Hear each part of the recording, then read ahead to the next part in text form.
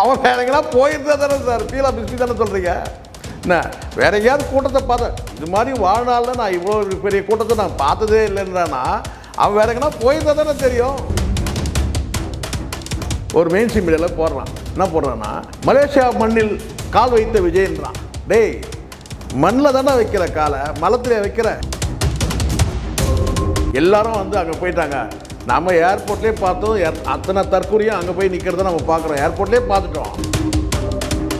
2 photo இருக்குது, நீங்கள் தயவு செஞ்சு அதை எடுத்து போடுங்க. 2 ஃபோட்டோ இருக்குது பாருங்கள். அது வந்து கொரோனா பீரியடில் எடுக்கப்பட்டது. மலேசியாவில் இருக்கிறது வந்து கொரோனா வந்து பார்த்தீங்கன்னா வந்து தெரிஞ்ச உடனே அந்த ரோடு ஸ்தம்பிக்கும் போது எடுக்கப்பட்டது அது. சரிங்களா? அது ரோடு ஸ்தம்பிச்சது உண்மை, அது இப்போ இல்லை, 2021 அது. நல்லா எடுத்து பாருங்கள், டேட்டே இருக்குது பாருங்கள், ரவுண்ட் பண்ணி காட்டுங்க. இன்னொரு ஃபோட்டோ வந்து பார்த்தீங்கன்னா ப்ளைனாக இருக்கும், அது இப்போ இவனுக்கு போட்டது அது. அந்த 2021 வந்து பார்த்தீங்கன்னா ரப்பரை வச்சு அழிச்சிட்டு இது டெலிட் பண்ணிவிட்டு எரஸ் பண்ணிவிட்டு சூப்பராக போட்டானுங்க பாருங்கள். இவனலாவது ஒரு யூடியூப்னு ஒன்று வச்சு உலகி கிடக்கிறானுங்க இந்த வலை பேச்சு. இவன் அது கூட கிடையாது. வர யூடியூப்பில் ஏதோ ஒன்று வாயில் வந்து அடிச்சு விட்றான், அதை ஈவெண்ட்டில் போய் உட்காந்துக்கிறான். எல்லா ஈவெண்ட்லேயும் தினம் ஈவெண்ட்டு தான்.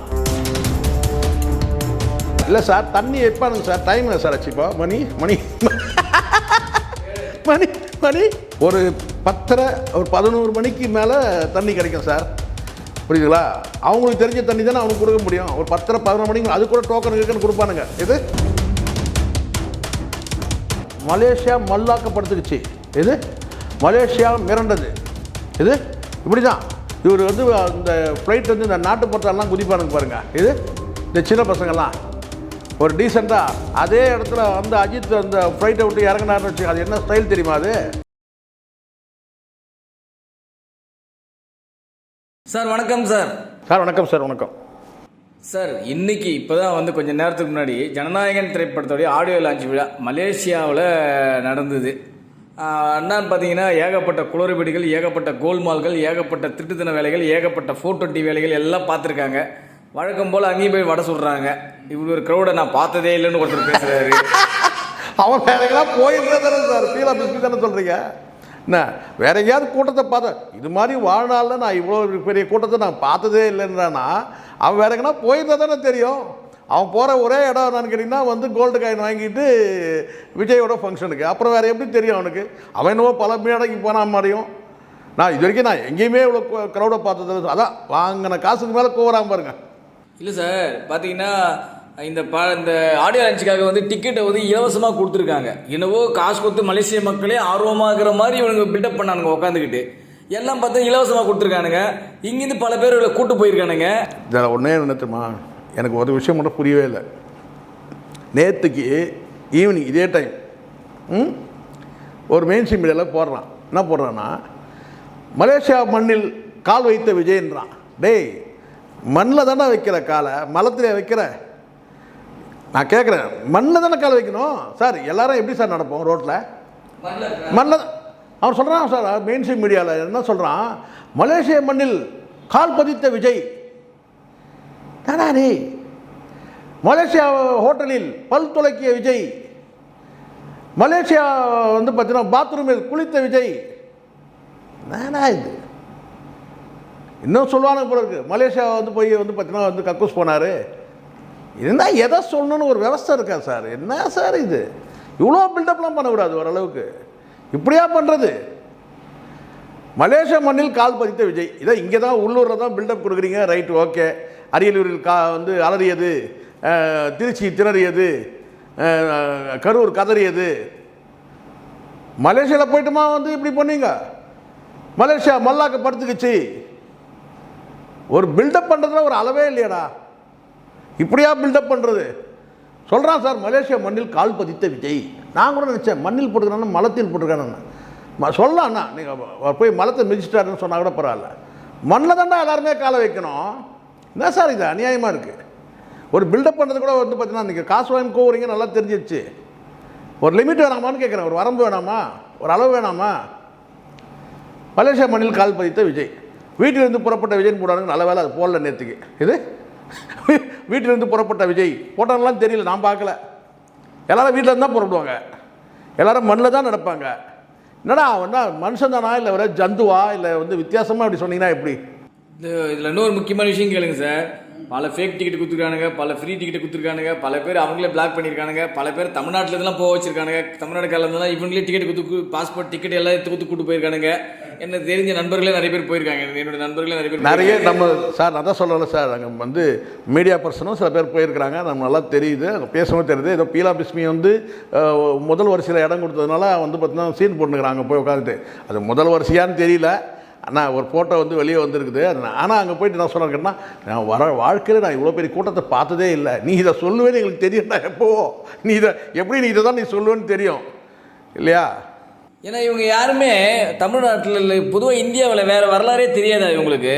இல்லை வேற கூட்டம் என்னமோ இவங்க எல்லாரும் அங்கே போயிட்ட பிறகு இங்கே தமிழ்நாட்டில் இருக்கிற வந்து சாக்ரட்டிஸும் அரிஸ்டாட்டிலும் காணாமல் போயிட்ட மாதிரியும் இது எல்லாரும் வந்து அங்கே போயிட்டாங்க. நம்ம ஏர்போர்ட்லேயே பார்த்தோம், அத்தனை தற்கொலையும் அங்கே போய் நிற்கிறத நம்ம பார்க்குறோம். ஏர்போர்ட்லேயே பார்த்துட்டோம். அதில் எனக்கு தெரிஞ்சுருக்குன்னா வந்து முழுவதும்லாம் வந்து ஃபுல்லாகலை சார், காட்சிப்படுத்தப்படுது. முழுவதும்லாம் ஃபுல்லாகலை.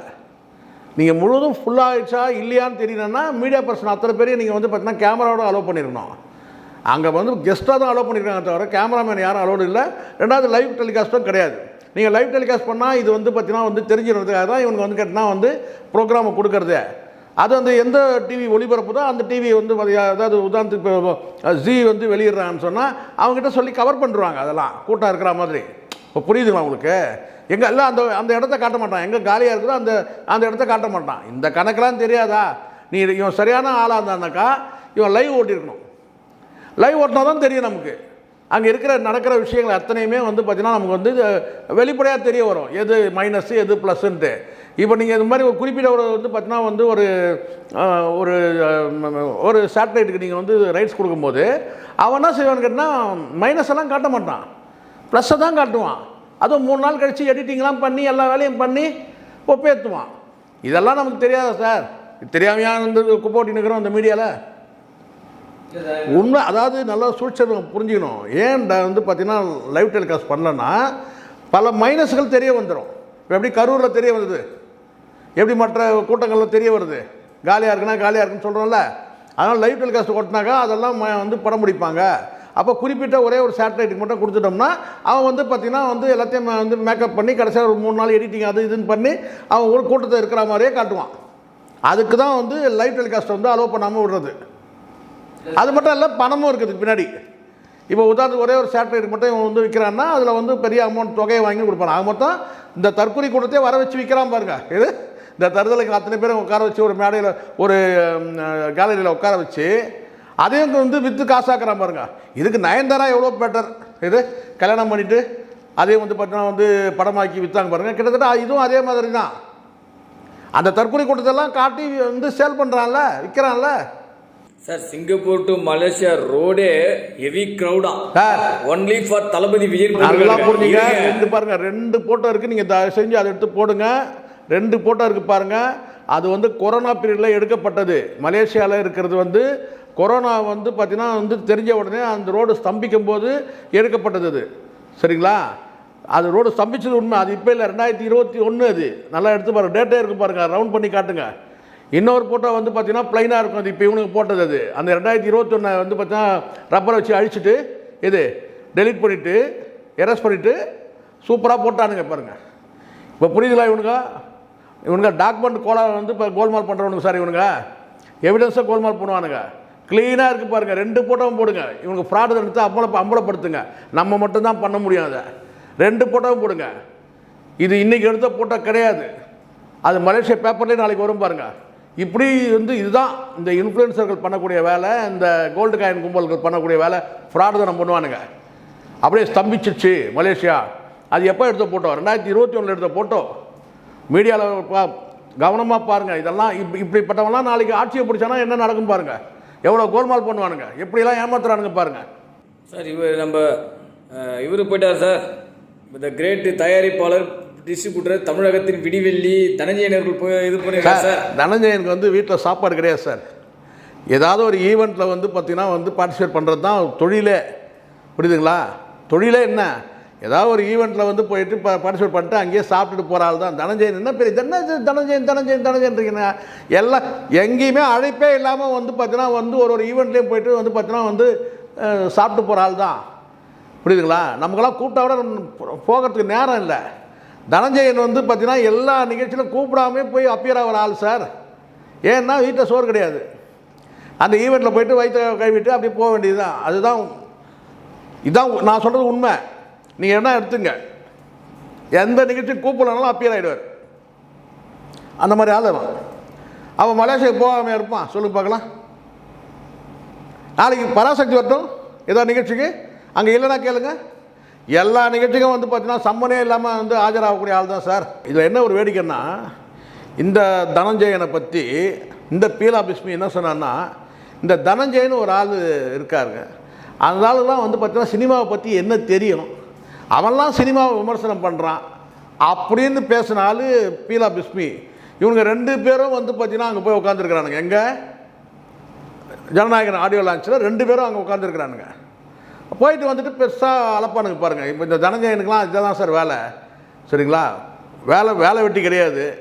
எதை பற்றியும் வந்து பார்த்தீங்கன்னா சும்மா அப்படியே உலாத்திக்கிட்டு இன்றைக்கி என்ன ஃபங்க்ஷனு, நாளைக்கு நானும் பார்த்துட்டேன், எல்லா ஈவெண்ட்லேயும் எல்லா ஃபங்க்ஷன்லேயும் போய் உட்காந்துக்கிறேன். எந்த நிகழ்ச்சியாக இருந்தாலும் சரி, என்ன வந்து பார்த்தீங்கன்னா வந்து இப்போ ப்ரிவியூ ஷோவாக இருந்தாலும் சரி, எல்லாத்துலேயும் வந்து பார்த்தீங்கன்னா ஈவெண்ட்டு. வேறு வந்து பார்த்தீங்கன்னா இவங்கெல்லாம் வேலைக்கெல்லாம் போய் இந்த உழைச்செல்லாம் சாப்பிடுவாங்களான்னு தெரில, இல்லை ஏதாவது வந்து பார்த்தீங்கன்னா எதனா அடிச்சு வச்சுருக்காங்களான்னு தெரில. எப்படி தான் வந்து இவங்களுக்கு வந்து பார்த்தீங்கன்னா வந்து வேலை செய்யாத சாப்பிட்றானுங்கன்னு எனக்கு ஒன்றும் புரியலை. உழைச்சி சாப்பிட்ணும்ல சார். எங்கே ஈவெண்ட் கிடைக்குதோ அங்கெல்லாம் போய் உட்காந்துருவானுங்க. இவங்களாவது ஒரு யூடியூப்னு ஒன்று வச்சு உலகி கிடக்கிறானுங்க இந்த வலைபேச்சு. இவன் அது கூட கிடையாது. வர யூடியூப்பில் ஏதோ ஒன்று வாயில் வந்து அடிச்சு விட்றான், அது ஈவெண்ட்டில் போய் உட்காந்துக்கிறான். எல்லா ஈவெண்ட்லேயும் தினம் ஈவெண்ட்டு தான். தனஞ்சயன் போகாத ஈவெண்ட் எதுனா இருக்கா சார்? சொல்லுங்க பார்க்கலாம். சோறு எங்கே இருக்குதோ அங்கே போயிடும் சார். மலேசியா ரசிகர்களுக்காக அங்கே மழை வந்துச்சு, ரெயின் கோட் வரைக்கும் ஏற்பாடு செஞ்சுருக்கானுங்க சார். ஆனால் தமிழ்நாட்டில் இவர் பார்க்க வந்த மக்களுக்கு தண்ணி கூட ஒழுங்காக வைக்கலன்னு கம்ப்ளைண்ட். ஆமாம். எப்படி பணத்துக்காக எப்படி இருக்கானுங்க? இல்லை சார், தண்ணி வைப்பானுங்க சார். டைம் இல்லை சார் ஆச்சு. இப்போ மணி இப்போ மணி இன்னும் 8 10 நிமிஷம். சரிங்களா? 7:50 ஆகுது. ஒரு 10:30 ஒரு 11 மணிக்கு மேலே தண்ணி கிடைக்கும் சார். புரியுதுங்களா? அவங்களுக்கு தெரிஞ்ச தண்ணி தானே அவனுக்கு கொடுக்க முடியும். ஒரு 10:30 11 மணிக்கு அது கூட டோக்கன் கொடுப்பானுங்க. இது ஒரு 10:30 மணி 11 மணிக்கு தண்ணி கிடச்சிடும் சார். அவனுக்கு போய் நீங்கள் சாதாரணமாக வந்து குடிக்கிற தாகத்துக்கு தண்ணி கேட்டிங்கன்னா கொடுக்க மாட்டாங்களா சார்? அவனுக்கு குடிக்கிற தண்ணியே வேறு. 10:30 மணிக்கு மேலே பாருங்கள் ஃபுல்லாக தண்ணியில் இருப்பானுங்க. 12 மணிக்கு டோட்டலாக வந்து ஃப்ளாட்டு எல்லாமே. மலேசியாவில் எல்லாம் வந்து சுருண்டுட்டு இருப்பான் டோட்டலாக. இதில் இன்னொரு முக்கியமான விஷயத்து கேளுங்க சார். அந்த ஸ்டேடியத்தில் பார்த்தீங்கன்னா பாதி சீட்டு காலியாக தான் இருக்குது. மொத்த கெப்பாசிட்டியே 85,000. அதெல்லாம் நீங்கள் 1 மணி நேரத்தில் 1 லட்சம் டிக்கெட். இந்த வீடியோவில் நீங்கள் சொல்கிறது பெருசு இல்லை, நம்ம பார்த்தது தான் அது. அந்த வீடியோவில் அதை காட்சிப்படுத்துங்க. காலியாக இருக்குன்றதை காட்டு வந்து பாருங்கள். இப்போ நான் சொல்கிறதே நீங்கள் அப்படியே போடுங்க, காலியாக இருக்கிறத ரவுண்ட் பண்ணி காட்டுங்க. இது வந்து ஏமாத்துறானுங்க, ஏமாற்றுத்தனம் சார். நான் சொல்கிறேங்க பாருங்கள், மொத்தமே 85,000 பேர் இருக்கை உள்ள அந்த இடத்துல வந்து பார்த்தீங்கன்னா ஒரு 35,000 பேரை மட்டுமே காட்டி சீனா ஓட்டுறானுங்க. செய்தி எல்லாம் வருது மலேசியாவிலேருந்து. 35,000 பேர் தான் வந்து பார்த்தீங்கன்னா அரசே சொல்லுது, அரசு அங்கே உள்ள நிர்வாகமே சொல்லுது. என்னான்னு கேட்டிங்கன்னா 35,000 பேர் தான் வந்து அங்கே வந்திருக்கிற கூட்டமே. ஆனால் இவங்க பில்டப் பண்ணாங்க சார். இங்கேயே சொன்னானுங்களா சார், இதோ இருக்கிற ஈரோட்டில் 1 லட்சம் பேருனா காலையில் செங்கோட்டையன் வந்து மதியானம் வந்து சொல்லும் போது 1.5 லட்சம்ன்றார். என்னடா இது 1.5 லட்சம் பேர் தான் வந்தாருங்க ஈரோட்டில்? அநியாயமாக இருக்குது. மொத்த மாவட்டமே வந்தால் கூட அவ்வளோ இருக்காது சார். ஆனால் 1.5 லட்சம் பேர் வந்தாங்கன்னு. ஆனால் அங்கே வந்தது எவ்வளோ? 25 வந்து 30,000 பேர், அவ்வளோதான். நம்ம குறைச்சி சொல்ல சார், 10,000 பேர் வந்தான்னு சொல்கிறது எவ்வளோ நேரம் ஆகும்? ஆனால் 25 30,000 பேர், ஆனால் 1.5 லட்சம் பேர் வந்தாங்கன்னா இதுக்கு என்ன சொல்கிறீங்க? பொய்யா சொல்லி வந்து பார்த்தீங்கன்னா பில்டப் பண்ணுறது அர்த்தமே கிடையாது சார். இப்போ தெரியதான் போதும் உங்களுக்கு எல்லாத்துக்கும். உங்கள் மே மாதம் பதில் இருக்குது உங்களுக்கு. நீங்கள் எவ்வளோக்கு எவ்வளோ பில்டப் பண்ணுறீங்களோ அவ்வளோ மே மாதம் தெரிஞ்சிடும். இந்த படமும் ஃப்ளாப்பு ஜனவரியில், மே மாதமும் வந்து படம் ஃப்ளாப்பு, அரசியல் படமும் ஃப்ளாப்பு, 2 படமும் ஃப்ளாப் ஆக போகுது. இதான் உண்மை. இன்னொரு முக்கியமான விஷயத்துக்கு பாருங்க, அங்கேயும் போயிட்டு அஜித்தோட ரெஃபரன்ஸ் வச்சு ஏவியில் ரிலீஸ் பண்ணுறாங்க அங்கே அந்த ஆடியோ லான்ச்சில். சார் இப்போ புரியல சார், அவனுக்கு சுயமாக சேர்கிற கூட்டமே கிடையாது சார். அவனுக்கு சுயமாக சேர்க்குற கூட்டமே கிடையாது. அங்கே வந்து அஜித் சொன்னால் தான் அங்கே அஜித்தோட ரசிகர்கள்லாம் வருவாங்கன்றது தான். அதுக்கு தான் நான் பண்ணுறதே. அங்கே அப்படியும் நீங்கள் பார்த்தீங்கன்னா வந்து சவுண்டு வந்து பார்த்தீங்கன்னா பெரிய அளவில் வந்து ஞாயிற்றுக்கிழமை ஒரு நிகழ்ச்சி இருக்குது, அதில் பாருங்கள். அங்கே வந்து யார் பேரை சொல்லும் போது சவுண்டு அதிகமாக வருதுன்னு பாருங்கள். வர சண்டே நீங்கள் பாருங்கள், சன் டிவி பாருங்கள், ஒரு ஈவெண்ட் இருக்குது இந்தியன் அவார்ட்ஸ்னு சொல்லிட்டு, அந்த நிகழ்ச்சியை பாருங்கள். அந்த நிகழ்ச்சிக்கு வந்து பார்த்தீங்கன்னா யாருக்கு வந்து பார்த்தீங்கன்னா மக்கள் செல்வாக்கு இருக்குன்றத அந்த கோஷத்திலே தெரிஞ்சிடும், யாருக்கு இருக்குன்னு பாருங்கள். அஜித்துக்கான்னு கேட்காதீங்க, நீங்கள் பொறுத்து வந்து பாருங்கள், அந்த நிகழ்ச்சியை பாருங்கள். மிகப்பெரிய சம்பவம்லாம் அந்த நிகழ்ச்சியில் இருக்குது, பொறுத்து வந்து பாருங்கள். சண்டே போடுவாங்க, டெலிகாஸ்ட் பண்ணுவாங்க சன்னில், சன் டிவியில் பாருங்கள். அப்போ தெரியும் உங்களுக்கு யாருக்கு செல்வாக்கு இருக்குது. இல்லை சார், மலேசியாவில் வந்து அங்கே இருக்கிற இன்ஃப்ளூயன்சர்ஸு அங்கே இருக்கிற இதில் வச்சு மலேசியா கதறுது, மலேசியா பதறுது. மலேசியா கதல, மலேசியா மல்லாக்கப்படுத்துக்குச்சு. இது மலேசியா மிரண்டது. இது இப்படி தான் இவர் வந்து இந்த ஃப்ளைட் வந்து இந்த நாட்டுப்புறத்தெல்லாம் குதிப்பானுங்க பாருங்கள். இது இந்த சின்ன பசங்கள்லாம் ஒரு டீசெண்டாக அதே இடத்துல வந்து அஜித் அந்த ஃப்ளைட்டை விட்டு இறங்கினார்னு வச்சு, அது என்ன ஸ்டைல் தெரியுமா? அது இதே ரஜினிகாந்த் வந்து பார்த்தீங்கன்னா அந்த ஃப்ளைட்டை விட்டு இறங்கினார்னா அது என்ன ஸ்டைல் தெரியுமா? அந்த ஸ்டைலில் இவன் தலைகேனாலும் நடக்காது. இவர் வந்து அந்த கடைசி படிக்கட்டில் எகிரி குச்சிட்டாராம். ஏன் முதல் படிக்கட்டு பிரதமரே வந்து வரவேற்றிருக்காரு. அதை தான் சொல்கிறேன். யாருன்னா வரவேற்க ஒரு வேடிக்கை தெரியுங்களா? சூப்பரான மேட்ரு. அதாவது நான் நல்லா புரிஞ்சுங்க. என்ன தெரியுமா, ரஜினிகாந்த் ஒரு நிகழ்ச்சிக்கு போகிறார். அந்த நிகழ்ச்சிக்கு போகும்போது மலேசிய பிரதமர் வந்து வரவேற்கிறாரு. விஜய் போகிறாரு. என்ன யாரா வரவேற்கிறதுன்னு பார்த்தீங்கன்னா மாலிக். மாலிக் யாருன்னு கேட்டிங்கன்னா அவன் மேலே வந்து பார்த்தீங்கன்னா கேஸ் இருக்குது. சரிங்களா? அவனே கேஸ் மாதிரி தான் இருக்கிறான்னு வச்சுங்க, அது வேறு விஷயம். புரியுங்களா? அவன் மேலே ஒரு கேஸ் இருக்குது. இவன் யாரை போய் கட்டி பிடிக்கிறாருன்னு கேட்டிங்கன்னா அவர் வந்து மாலிக். அந்த நிகழ்ச்சி ஏற்பாடு பண்ணுறான் பாருங்க, அவன் தான் பேர் மாலிக். அவன் தான் அந்த தலையில் இந்த பக்கம் அந்த பக்கம் முடி கிராப் பண்ணிட்டு இருக்கான் பாருங்க, அவன் தான் வந்து மாலிக். அவனை வந்து கட்டி பிடிச்சார். என்னடான்னு கேட்டால் அவன் மேலே கேஸ் இருக்குன்றாங்க. ஆனால் ரஜினிகாந்த் போனார்னா மலேசிய பிரதமரை வந்து வரவேற்கிறாரு. இந்த இந்த டிஃபரன்ஸ் தெரிஞ்சினாலே யார் உச்சம் யார் மிச்சம்னு தெரியும். இன்னொரு முக்கியமான விஷயம் கேளுங்க சார். ஜனநாயகன் ஆடியோ லான்ச்சில் ஒருத்தனை அரெஸ்ட் பண்ணி கூட்டு போறாங்க. எதை கூட்டு போறாங்கன்னா டிவிக்கு ஃபிளாக் காட்டியிருக்கான். அதுக்கு அரெஸ்ட் பண்ணி அங்கே ரூல்ஸ் இங்கே புரியுதா? தற்கொலை வேலை காட்ட ஆரம்பிச்சிட்டானுங்களா? காட்ட ஆரம்பிச்சிட்டானுங்க பாருங்க தற்கொலை வேலையை. ஏற்கனவே சொல்லியாச்சு அரசியல் நிகழ்ச்சியாக இதை நடத்தாதீங்கன்ட்டு. அப்போ அந்த இடத்துல கொடியை காட்டினா என்ன ஆகும்? விட்டா என்ன சொல்லுவானுங்க? தமிழ் ஒரு வார்த்தை சொல்லுவானுங்க, மலேசியாலே எலெக்ஷன் தான் எங்கள் தலைவர் தான் வந்து மலேசியா பிரதமர் ஆகிடுவார்னு. அதுக்காக தான் ஆப்படிச்சிட்டாங்க அங்கே. இப்போ சொல்லுவீங்க, என்ன சொல்லுவீங்க? இது அந்த இந்த வளர்ந்து கட்ட ஒருத்தர் இருக்கிறான்ல, அந்த ஆதவ அர்ஜுன், அவன் என்னத்துமா சொல்லுவான்? இப்போது மலேசியாவில் திமுக அரசு தான் இருக்குன்னுவான். எது? மலேசியாவில் திமுக அரசு இருக்குது. அங்கே இருக்கிற காவல்துறை வந்து பார்த்திங்கன்னா வந்து எங்கள் தொண்டரை கைது பண்ணிட்டாங்க. என்னங்க தப்பு பண்ணா எங்கள் தொண்டர்? கொடியை காட்டினாருங்க. அங்கே திமுக அரசு தாங்க இருக்குது. இப்போ கதனை சொல்லுங்க பார்க்கலாம், தீய சக்தி தீய சக்தி தீய சக்தின்னு. இல்லை சார் பாருங்க, இந்த மாதிரி தற்கொலைத்தனமான வேலைகளை அங்கேயும் போயிட்டு பார்த்துருக்காங்க இவங்க டோட்டலாக. இவனுங்க என்ன, இவனுங்க அங்கேயும் போய் தற்கொலையாகவே இருக்காங்க. அதுதான் சார் இவங்க வந்து தலைமை தற்கொலை. விஜய் வந்து தலைமை தற்கொலை. தற்கொலைன்ற வார்த்தை உண்மையிலே யார் கண்டுபிடிச்சான்னு தெரியல சார். இப்போ தான் சார் கரெக்டாக பொருத்தமாக வந்து நிற்கிது. இவனுக்கு எல்லாருமே தற்கொலையாக இருக்கிறாங்க சார். உங்களுக்கு தெரியுமா? உங்களுக்கு அறிவாளி கூட அந்த கட்சியில் போய் சேர்ந்தோன்னா தற்கொலை ஆகிடுறான் சார். இல்லை வந்து பார்த்தீங்கன்னா வந்து ஒரு இப்போ உதாரணத்துக்கு இப்போ இவரை எடுத்துங்க, இங்கே அறிவாளியான்னு கேட்காதீங்க. இப்போ ஒரு கிட்டத்தட்ட ஒரு 50 ஆண்டு காலம் அரசியல் அனுபவம் உள்ள ஒரு மனிதர், யார்? செங்கோட்டையன். அவர் இன்றைக்கி கொடுக்குற ஸ்டேட்மெண்ட்டை பார்த்தீங்கன்னா அப்படியே ரத்தத்தெல்லாம் ஒப்பிட்டு பேசுகிறாரு. எனக்கு நான் திசை தெரியாமல் இருந்தேன், எனக்கு வந்து பார்த்தீங்கன்னா அவர் வந்து திசை காட்டினாருன்னு சொல்லி விஜய் பேச பார்க்குறேன். என்னடா இது பார்த்தீங்கன்னா 50 ஆண்டு கால அரசியல் அனுபவம் இருக்குன்ற, அங்கே போன உடனே தற்கொலை ஆயிடுறேன். அதுவும் வந்து பார்த்தீங்கன்னா வந்து ரத்தத்தெல்லாம் வந்து ஒப்பிட்டு பேசுகிற, பிளட் குரூப்பே வந்து வி குரூப் ஆகிடுச்சு என் பிளட்டு. அப்படி தான் இருக்குது. என் பிளட்டு வந்து பார்த்தீங்கன்னா முதல்ல வேறு குரூப்பில் இருந்தது, இப்போ விஜய் குரூப் ஆகிடுச்சு என் பிளட்டுன்ற மாதிரி இருக்குது. உண்மையாக சொல்ல போனால் ரத்தத்தின் ரத்தங்களேன்னு சொல்லுவார் எம்ஜிஆருடைய ஸ்லோகனு. இப்போ இவர் நெஞ்சில் குடியிருக்குன்னு சொல்கிறார் இல்லையா? இப்போ கலைஞர் வந்து உடன்பிறப்பேன்னு சொல்கிறார்ல. எம்ஜிஆருடைய வார்த்தை என்னென்னா, இவங்கெல்லாம் வந்து இத்தனை வருஷம் எப்படி தான் வந்து பார்த்தீங்கன்னா வந்து அதிமுகலையும் வந்து பார்த்தீங்கன்னா எம்ஜிஆருக்கு ஜெயலலிதாவுக்கு வந்து பார்த்தீங்கன்னா வந்து பார்த்தீங்கன்னா தொண்டர்களாக இருந்தாங்கன்றது பெரிய சந்தேகமாக இருக்குது. ஏன்னா வார்த்தைகள் சொல்ல எல்லாமே வந்து பார்த்தீங்கன்னா தற்கொலையாயிரும் போய் சேர்ற வரைக்கும். அதே மாதிரி தான் இந்த நாஞ்சில் ஜம்பத்தும் அதை சேர்ந்தவொடனே தற்கொலை ஆகிட்டான். என்னன்னு கேட்டிங்கன்னா எல்லாத்துக்கும் பேசாமல் அமைதியாக இருக்கிறது தான் நல்லதுன்றான். என்னடா விஜய் வந்து இதுக்கு குரல் கொடுக்குறேன் அது குரல் கொடுக்குறேன்னு கேட்டால் அவர் அமைதியாக இருக்கிறது தான் நல்லதுன்ட்டான். இப்போ தெரிஞ்சுதா? எல்லாரும் வந்து பார்த்தீங்கன்னா அந்த கட்சியில் சேர்ந்தவொடனே தற்கொலை ஆகிடலாம் சார். 5:30 மணி வரைக்கும் அங்கே யாருமே வரல, இவனு மட்டும் ஸ்டேஜில் பாட்டு மட்டும் பாட்டுக்கிறாங்க. ஆமா. கூட்டமே இல்லை, அது பாட்டு பாட்டு கரெக்டாக விஜய் டைமில் அந்த கூட்டத்தை சேர்த்துட்டானுங்க. எப்படி சேர்த்தானுங்கன்னு தெரியல சார், கரெக்டாக சேர்க்குறானுங்க சார். அதுதான் சார் நான் தான் சொல்கிறேன்ல, அந்த கூட்டம் வந்து முழுசாக இருந்தாலும் கிடையாது. மேலே இருக்கிற கேலரியெல்லாம் காலியாக கிடக்கு. 85,000 பேர் உட்கார இடத்துல 35,000 பேர் உட்காராங்கன்னா அப்போ என்ன சார் அர்த்தம்? எங்கே 85,000 பேர்? இப்போ பாருங்க, இப்போ இங்கே ஏமாத்தினானுங்கள. இப்போ மலேசிய அரசு வந்து செய்தி வெளியிடம் பாருங்கள், அப்போ தெரியும் பாருங்கள் உண்மையாக எவ்வளோ பேர் வந்தாங்க அப்படின்னு. இது போல பல வீடியோக்களை கண்டு மகிழ எங்களது ரீசன்ட் வாய்ஸ் சேனலை மறக்காம சப்ஸ்கிரைப் பண்ணுங்க.